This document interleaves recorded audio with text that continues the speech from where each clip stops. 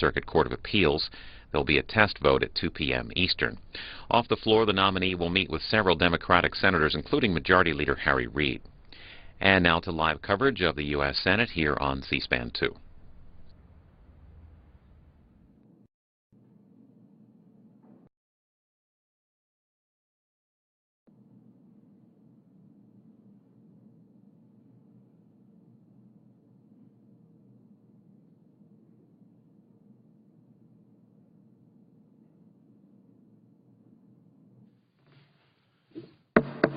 The Senate will come to order. Today's opening prayer will be offered by Dr. Robert Schomp, pastor of Bethany Christian Church in Tulsa, Oklahoma.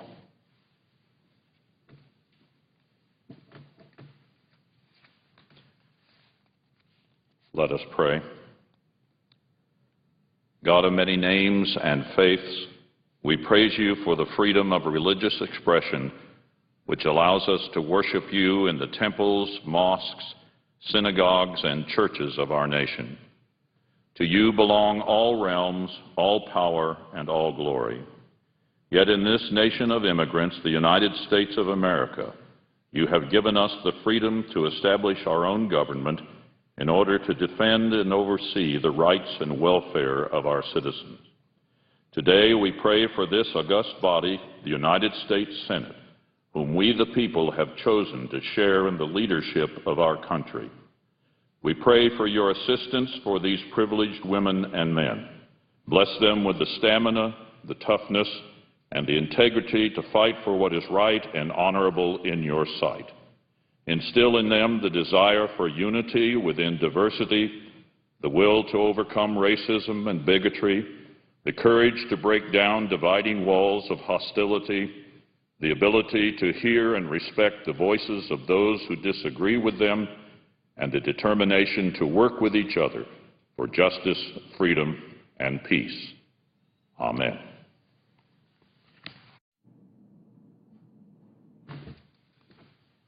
Please join me in the Pledge of Allegiance to our flag.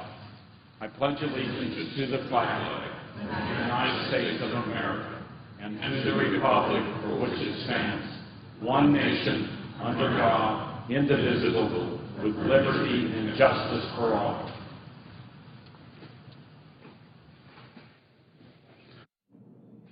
The clerk will read a communication to the Senate. Washington, D.C., May 19, 2011, to the Senate. Under the provisions of Rule 1, Paragraph 3 of the Standing Rules of the Senate, I hereby appoint the Honorable Tom Udall, a senator from the state of New Mexico, to perform the duties of the chair. Signed, Daniel K. Inouye, President pro tempore. Mr. President. Majority Leader is recognized.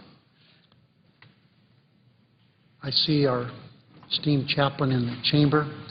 We appreciate very much his everyday prayer and the prayer this morning of the guest chaplain, which was a very, very nice prayer, very, very thoughtful, and outlines what our country is all about. Appreciate that very, very much. Following any leader remarks, the Senate will be in morning business till 11 a.m., with the majority controlling the first half, Republicans controlling the final half. At 11 a.m., the Senate will be in executive session to consider the nomination of Goodwin Liu to be United States Circuit Judge for the Ninth Circuit, with a time until 2 p.m., equally divided and controlled. At about 2 p.m., there will be a roll call vote on the nomination of vote cloture of the Liu nomination. Mr. President, yes, 1022 is at the desk and it's due for a second reading. The clerk will report. As 1022, a bill to extend expiring provisions of the USA Patriot Improvement and Reauthorization Act of 2005 and so forth and for other purposes. Mr. President, I object to any further proceedings with respect to this bill. Objection is heard. The bill will be placed on the calendar. Would the chair announce morning business, please? Under the previous order, the leadership time is reserved. Under the previous order, the Senate will be in a period of morning business until 11 a.m., with senators permitted to speak therein for up to 10 minutes each, with the time equally divided and controlled between the two leaders or their designees, with the majority controlling the first half and the Republicans controlling the final. I would note the absence of quorum. The clerk will call the roll. Mr. Akaka.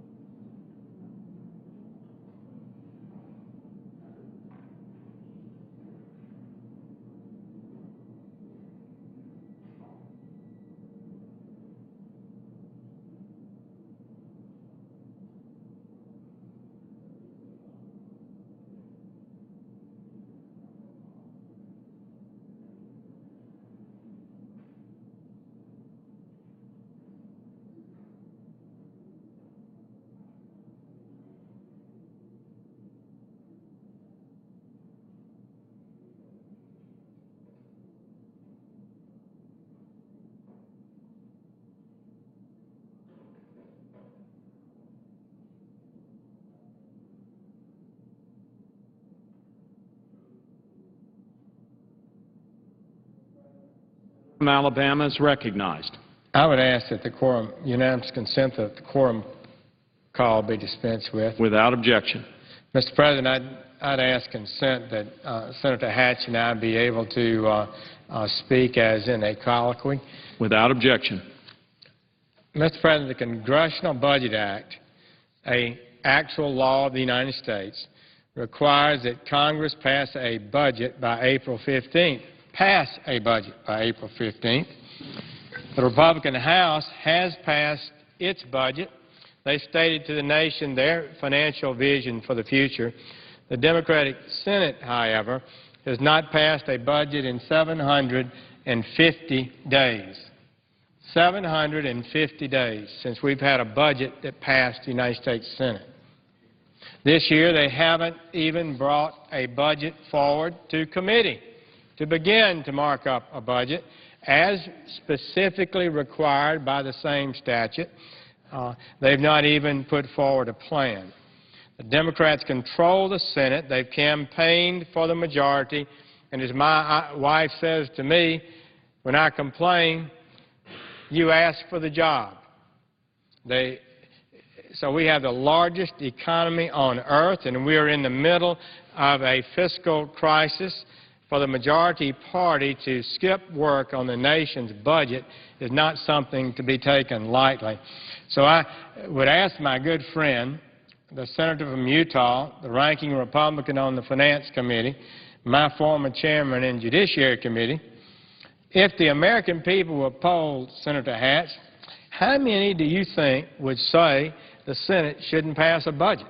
Well, that's a good question. My friend from Alabama, the distinguished ranking member of the Senate Budget Committee, he really has asked a fundamental question. And the answer to me, and I think everybody else, is clear as a bell. The American people overwhelmingly expect the Senate to do the people's business. The first order of business is to get our fiscal house in order. The House of Representatives has taken the first step. Folks in Utah have dealt with their family budgets, their business budgets, and their government budgets. And they rightly ask that the Senate do exactly the same thing. Well, one reason it's so important to have an honest, open budget process is that the budgets are so easy to manipulate and spend. The President, in proposing a budget some time ago, said his budget called on America to live within its means and, quote, not add more to the debt. That was the President's own statement. While, in fact, his budget doubled the debt of the United States in 10 years, producing annual deficits each year, the lowest deficit of which never once fell below $748 billion. In fact, that's would average almost $1 trillion a year and no year close to balancing. The Congressional Budget Office found when they analyzed the President's plan, which is required by law to be submitted, they found so many gimmicks that it contained another $2.3 trillion in deficits. In other words, it increased the deficits. The President delivered a speech promising $4 trillion in savings over 12 years. So after his budget was ill-received by objective commentators all over the country, editorial boards, and in Congress, he made a speech. And he promised $4 trillion in savings over 12 years. But the committee, the CBO, and, but the committee analyst on our staff revealed that this so-called framework actually worsened the budget in relation to the CBO baseline. So does the senator from Utah believe the White House and Democratic-led Senate should produce an honest, concrete, fact-based budget that we can rely on? Well, I sure do. They actually worsened the deficit $2.2 trillion in relation to the CBO baseline. Until you see the numbers in black and white, a budget is just talk. Democrats and Republicans have an obligation to produce their fiscal blueprints in an intellectually honest, complete, and transparent fashion. As the majority Senate Democrats have privilege and responsibility to take the first step, Republicans have a responsibility to convey our fiscal blueprint through debate and amendments. That's That's the way it's traditionally and really always been done. And as the distinguished ranking member has indicated, our side is ready to engage in this important debate and process, but it's hard to do it when they won't even put up a budget. And they haven't put up a budget in the last couple of years. And without a budget, we don't have anything to debate and analyze. Senator Hatch, just for the people who might not understand, you've been chairman and ranking member on important committees. It is the chairman's responsibility to even call a hearing and to begin a markup, and a minority is not able to call the committee into effect. So we do have to look for the chairman, and probably the chairman would operate in relation to the majority leader to call the committee into session. Is that right? Well, there's no question about it. The chairman has the responsibility of holding the hearings that lead up to a budget resolution, structuring the budget resolution in accordance with his party's beliefs, it seems to me, and then bringing it up in committee where both sides can argue about it, both sides have their right to amend, both sides have their right to improve it, and then bring it out of committee and bring it to the floor. But they don't do that. And then they wonder why we're in such fiscal difficulties. And I know the distinguished senator from Alabama understands this fully as the ranking member on the Budget Committee, having also been chairman of the Judiciary Committee. And frankly, I'm really concerned about it because, and I think everybody's concerned about it, because they don't seem to ever want to come up with a budget. And there may be some reasons behind that that aren't valid. Well, I would agree. A budget is fundamentally a plan, your vision for the financial future of America, and it's rather astounding that the party that's in the majority is not even prepared to state to the American people the direction. If the Senate would yield, there is nothing more important in all of our lives right now than coming up with a budget that hopefully will show us on a downward trend as far as spending goes. We're now spending somewhere around 69% of the GDP. Our national debt at $14.3 trillion is 90% of the GDP. Now, according to the President's own actuaries, we're headed towards 90% of the GDP of spending. We get there, this country's going to have difficulties that are going to be very difficult to overcome. And that's where we're headed. And especially if we don't even have a budget we can debate on the floor of the Senate. I couldn't agree more. In fact, when the President submitted his budget, Mr. Erskine Bowles, whom the President had asked and did, in fact, chair the Fiscal Commission that's supposed to come up with a plan to help us get out of this fix, Mr. Bowles said about the President's budget, it's nowhere close to what is necessary to avoid our fiscal nightmare. That's what the President's own person said. So now we're looking at Congress. That's the President's proposal, but the Senate's got to move a proposal. We can't even go to conference to begin to work out a budget that both houses could agree on until the Senate moves a budget forward. Well, that's right. And I think the distinguished chairman of the Budget Committee, Senator Conrad, wants to do it. But in their caucus, they can't get together because they all want to spend more. They all want to tax more. They want to keep spending and taxing the way they have in the past, and it's clear that we can't keep doing that. I would agree. Matter of fact, we've heard reports that the Democratic caucus is debating a budget in closed-door caucus meetings, have done that at least twice, and this is now 6 weeks after the committee deadline to bring forward a budget has passed. These reports indicate that in order to oblige the Senate's leading progressive, the senator from Vermont, Senator Conrad, has moved his budget further to the left, I think, than he probably desired. That's right. So we're told this budget now has more taxes than savings, raising taxes $2 trillion, possibly even $2.7 trillion. We'll have to see it to know. All we're hearing is news reports at this point, while cutting just $1.5 trillion in spending over 10 years. Even the President in his April speech called for $3 in spending cuts for every $1 in tax increases, although our analysis of his speech shows he did not do that. Right. But that's what he says is the right approach. As a ranking Republican on the Finance Committee, what are your thoughts, Senator Hatch, about how steep tax hikes would affect the economy? Would it be better to cut wasteful Washington spending or to raise taxes to continue the spending spree we've been on? Well, that's a good question. I tell my friend from Alabama, it amazes me how much our friends on the other side are hardwired to have more tax increases. As the ranking member knows, if current tax policy is left in place, including today's low rates, family tax relief, and the alternative minimum tax patch, the Congressional Budget Office tells us revenues will trend to the historic average of 18% of GDP. The President's moves, he moves revenues up to record highs as a percentage of GDP. Last year was like 25.3%. Last time we had that was really in 1945 at the end of the Second World War, at the height of the Second World War, finishing the war. Now, the tax increases contemplated by the President's budget will mean half of small business flow-through income will be hit with a marginal tax rate of 17 to 24% on top of their regular tax rate.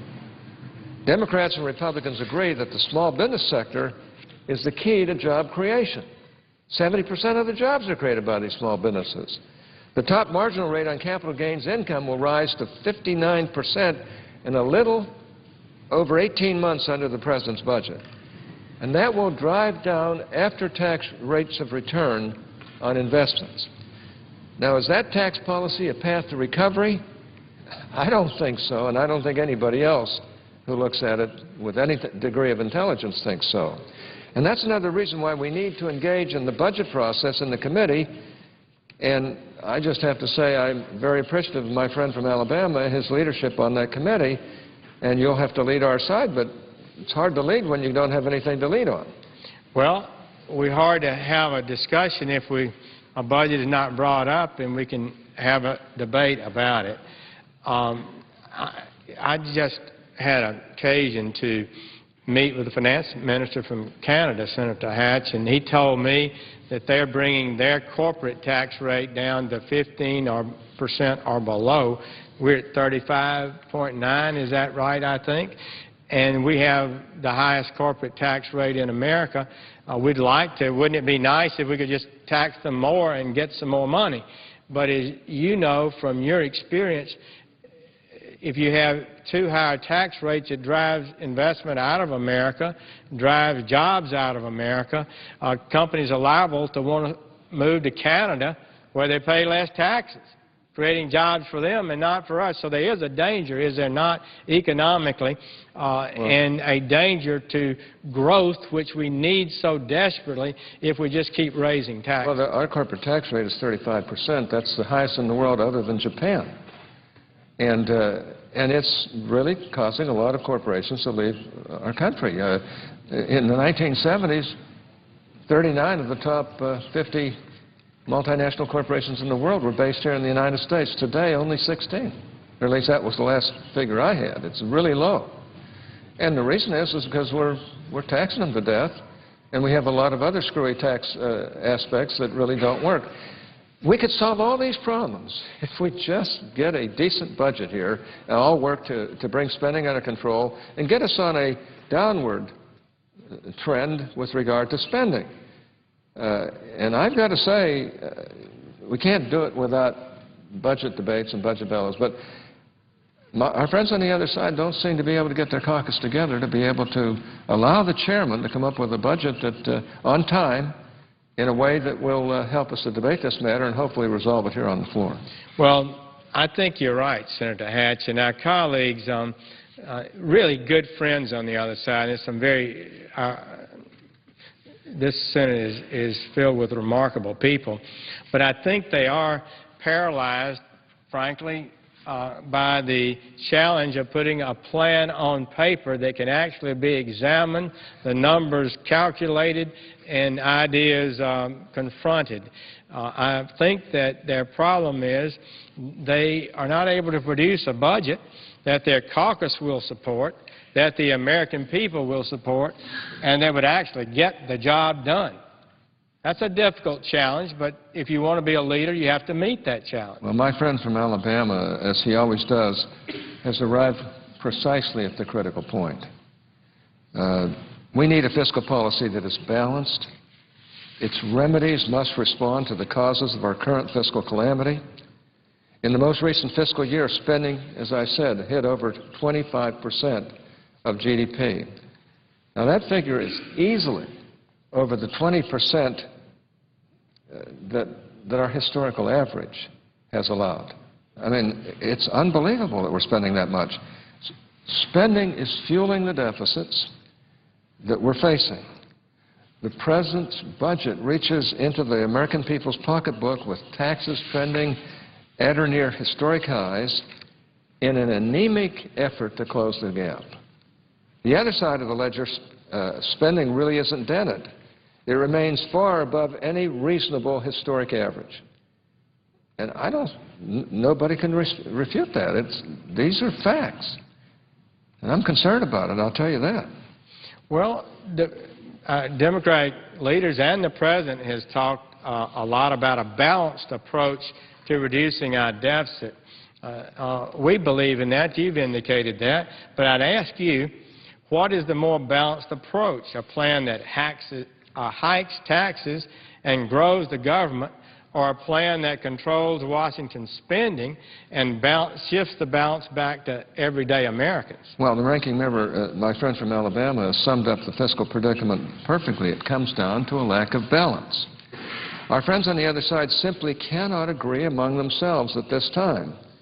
And the reason they cannot agree is that most of them are looking to the revenue side of the ledger to resolve what really is a spending problem. The Finance Committee has jurisdiction over 50% of federal spending, and that will trend to 60% shortly.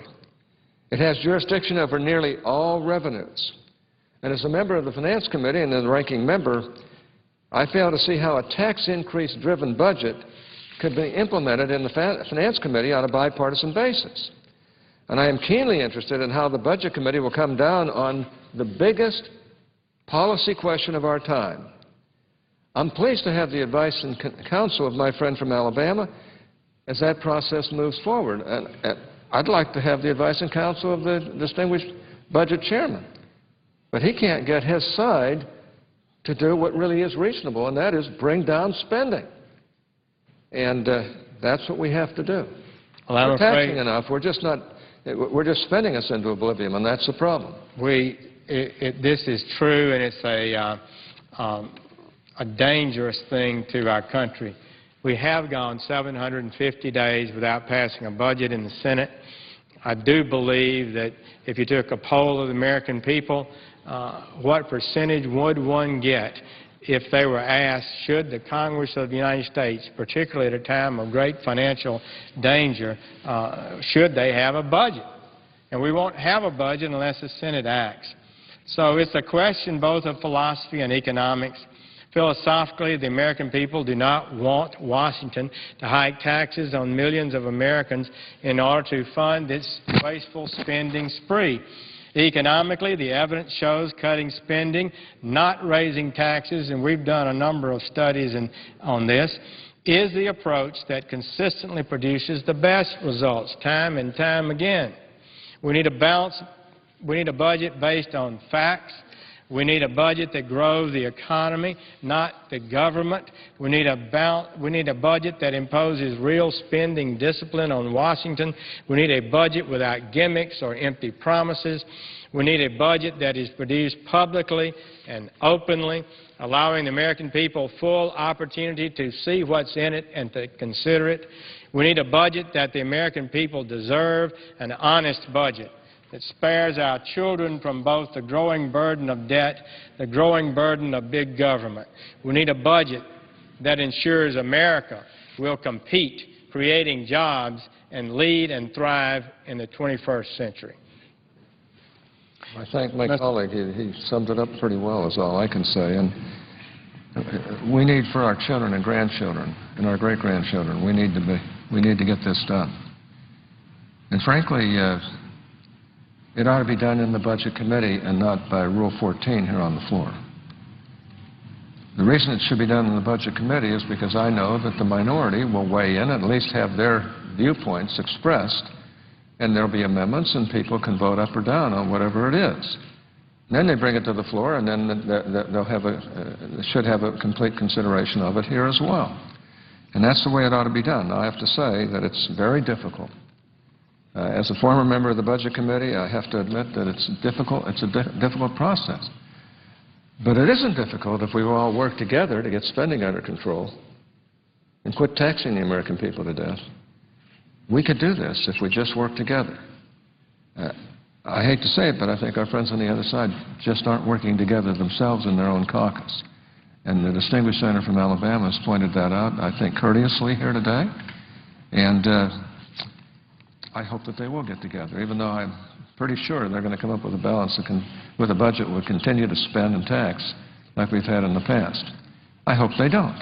If they don't, I think the American people would breathe a sigh of relief and say they've done a good job. If they do, it'll be more of the same. Thank you, Senator Hatch, and I've enjoyed sharing these thoughts. And we'll just note again that we're looking at a Congress at a period in history in which our systemic debt problem is greater, I believe, than any time in our history. Now, World War II was serious, you know, but we could see our way out of it as soon as that war was over, and we bounced back rapidly. But every expert tells us it's not going to be easy for us to bounce back out of the systemic problems we have, and we need to have leadership. And so to have gone this long, 750 days without a budget in the Senate. Last year we didn't pass a budget, and there were 59 Democrats in the Senate. They say, well, you know, don't be so partisan, Senator Sessions. And, you know, we're calling their names here this morning, and we like our colleagues. But the truth is, when you have the majority, you have a responsibility. And the responsibility at this point in history could not be greater than to produce a blueprint, a plan for the future, like the House has done, that the American people can see. Does that solve our problems? Does it put us on the right path? I think that House bill does. We have yet to see anything out of the Senate that does. It's our responsibility in this body to pass legislation, because if we don't, it can't conference with the House, and we can never get a budget passed. So thank you, Senator Hatch. Yes, and Senator. we look forward to working with our colleagues, and maybe we can somehow break this logjam. But the American people have a right to watch us and not be happy when we're not doing the kind of work necessary to put this country on a sound financial path. Mr. President, I note I yield the floor, and I would yield the floor.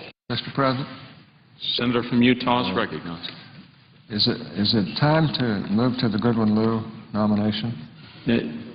Not until 11 o'clock. There's a few minutes left. Well, I would ask unanimous consent that we move to that. If it's all right, if the leader has no objection, so I can give my opening remarks. How do you think?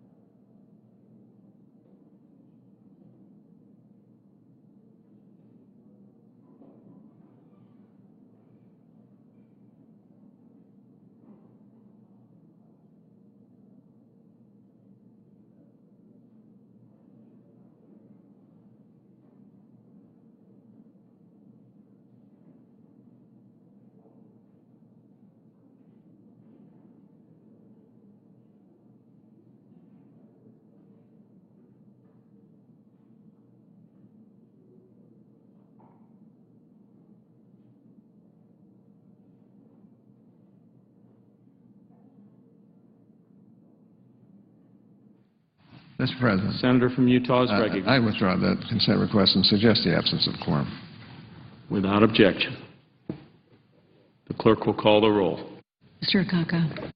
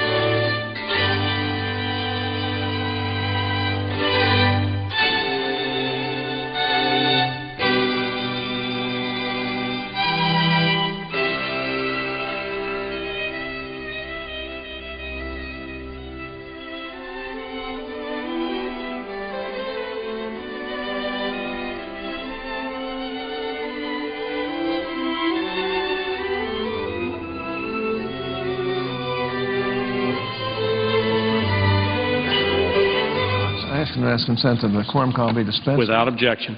I also ask unanimous consent that my remarks be, as in the debate with about Goodwin Liu, and that they be counted, that the time be counted against our side. Is there objection? Without objection, so ordered. Okay.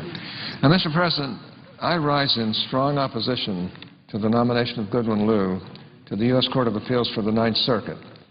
As he said at the first hearing before the Judiciary Committee, his record is public, and he has written what he has written. He has said what he has said. That record is what we have to go on, the basis on which we have to make a decision about his nomination to the federal bench or his confirmation here on the floor. Professor Liu's record endorses a powerful judiciary that can take control of the law in general and of the Constitution in particular. His activist judicial philosophy is fundamentally at odds with the principles on which our system of government is based. I examine a judicial nominee's entire record to determine if he is qualified by legal experience and, even more importantly, by judicial philosophy. As to Professor Liu's legal experience, I know that the ABA has unanimously rated him well qualified. That is more than a little baffling, since the ABA's own criteria state the nominee should have at least 12 years of actual law and practice and substantial trial experience as a lawyer or trial judge. So it's a little bit more than baffling. as somebody who's watched the ABA all these years, all 35 years I've been in the Senate, Professor Liu has none of that. None of the actual law practice and substantial trial experience as a lawyer. None. Suffice it to say that understanding the mysteries of the ABA's judicial nominee ratings has eluded me for many years.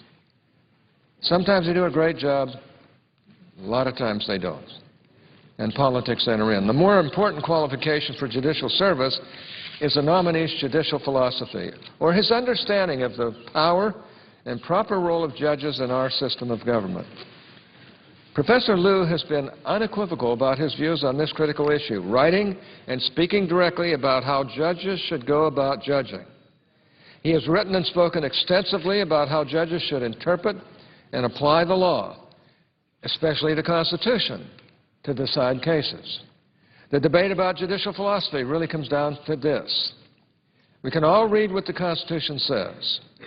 The real question is what the Constitution means, where the meaning of its words properly may be found. The debate is about who gets the final say on what the Constitution means, the people or the judges. America's founders clearly took the people's side in this debate. In his farewell address in 1796, President George Washington said that the very basis of our political system is that the people control the Constitution. He said that until the people change the Constitution, it is sacredly obligatory upon all. That certainly includes, in fact, that primarily includes government, because it was the Constitution that exists to both empower and to limit government. The Constitution cannot limit government if it cannot limit judges, and it cannot limit judges if they control what the Constitution means in accordance with their own predilections and their own values. The Constitution belongs to the people, not to judges. President Obama takes the opposite view. When he was a senator and opposed the nomination of Chief Justice John Roberts, one of the greatest one of the greatest appellate lawyers in the history of the country, he said that judges decide cases based on their deepest values and core concerns, their perspective on how the world works, their empathy, and what is in their heart. That's what then Senator Obama said. As a presidential candidate, he made the same case to the Planned Parenthood Action Fund and said that these were the criteria by which he would pick judges. President Obama has certainly kept that campaign promise in the person of Professor Goodwin Liu. Professor Liu has written that judges are literally on a search for new constitutional meaning. In article after article, in speech after speech, he argues that judges on this quest for new constitutional meaning may find it in such things as the concerns, conditions, and evolving norms of society, social movements and practices, and shifting cultural understandings. No matter how you cut it, these are simply alternative ways of saying that the Constitution means whatever judges say it means. This is a blueprint for a judiciary that controls the Constitution.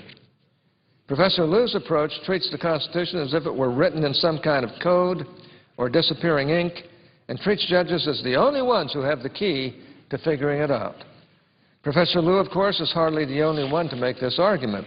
It's pretty standard fare for those who want our Constitution to say and to mean something other than what it does. When these folks want government to have power that the real Constitution denies, they urge judges to change the Constitution's meaning to be what they want. And when these folks do not want government to have power that the real Constitution allows, they urge judges to make up so-called rights that are not there at all. Whether seeking liberal or conservative political results, this is real judicial activism. Judges taking control of our law by taking control of its meaning. Judges remaking the Constitution in their own image. In my 35 years of actively participating in the judicial confirmation process, I don't recall someone who more forcefully and directly advocated such an activist judiciary. In a 2008 article published in the Stanford Law Review, for example, Professor Liu argued that the judiciary is, quote, a culturally situated interpreter of social meaning, unquote. That would be a surprise to America's founders. who had a much more pedestrian view of the judiciary, which Alexander Hamilton described as the weakest and least dangerous branch. Thomas Jefferson warned that if judges could control the Constitution's meaning, it would be nothing but a lump of wax the judges could twist and shape into any form they please. There is no room in this modest judicial role for something as grand as interpreting social meaning. Now, I grant that there are individuals or institutions in our society who should play this role. I think that elected representative bodies like the one in which I am proud to serve should play this role, and so does the Constitution. But the last body of people in our society who should play this role of culturally interpreting social meaning are judges in whose hands is placed the interpretation and application of the supreme law of the land. I, for one, did not take an oath to support and defend a judge's empathy or perspective on how the world works, whether that judge is liberal or conservative or something in between. I did not take an oath to support and defend a judge's view of evolving social norms or shifting cultural understandings. I took an oath to support and defend the Constitution of the United States, a document that belongs in its words and its meaning to the people of the United States. The Constitution I have sworn to support and defend places limits on government, including limits on the judiciary, and the people alone have authority to change those limits. Professor Liu advocated an activist judiciary before he had been nominated to the judiciary. But when he came before the Judiciary Committee in each of 2 hearings, he painted a very different picture. Before his nomination, for example, he wrote in the Sanford Law Review that judges must determine, quote, whether our collective values on a given issue have converged to a degree that they can be persuasively crystallized and credibly absorbed into legal doctrine, unquote. After his nomination, he told the Judiciary Committee that there is no room for judges to invent or create new theories. Now, it is anybody's guess what all of that collective value convergence and credible crystallization really means. But if that stuff is not a new theory, I don't know what it is. Before his nomination, Professor Liu wrote directly and forcefully about where judges should look for the meaning of the Constitution. He made a career of it, received awards for it, and became one of the stars of the left-wing legal universe. After his nomination, when I raised some of his controversial writings at his first hearing, Professor Liu told me that, quote, whatever I may have written in the books and in the articles would have no bearing on my role as a judge, unquote. And then at the end of that same hearing last year, Professor Liu told one of my committee colleagues that, quote, as you look across my entire record, there are many things, I think, relevant to the kind of judge I would be, unquote. Well, which is it? Before he wants to be a judge, he argues that judges can find new meaning for the Constitution in changing cultural understanding and evolving social norms. After he wants to become a judge, he tells critics to ignore that record, but tells supporters to consider that record. This has been about the most stunning confirmation conversion I've seen in all my time in the Senate. I'm really concerned about this nomination. I don't personally dislike this man. He's I'm sure, a very articulate and provocative law professor, and law professors tend to be that way. I remember Judge Bork, who was savaged here by the other side in the United States Senate, one of the greatest political and economic thinkers, but most importantly judicial thinkers that I've ever known. And he was savaged for remarks that were not any less or not any more than Goodwin Liu. In closing, the fight over judicial nominees is really a